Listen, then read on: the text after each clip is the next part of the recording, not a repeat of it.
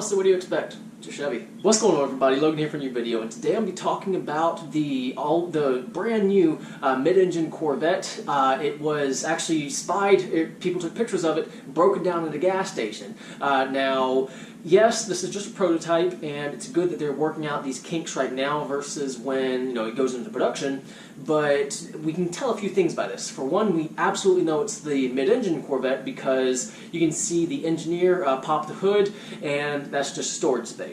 Another thing we can tell is that this is not all-wheel drive. It's rear-wheel drive because when the tow truck came and got it, it was towing it from the rear wheels, letting the front wheels drag on the ground, or roll on the ground.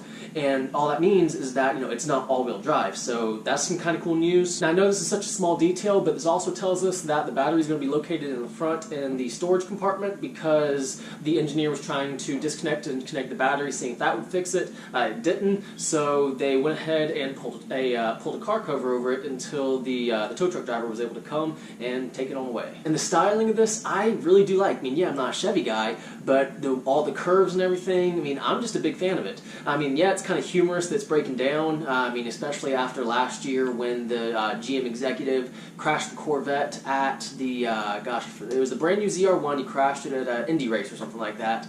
A few years ago, the Z06, there was an engineer test driving it before it was released, and he crashed it going through some hills. So GM, they just don't have the best of luck when it comes to brand new models.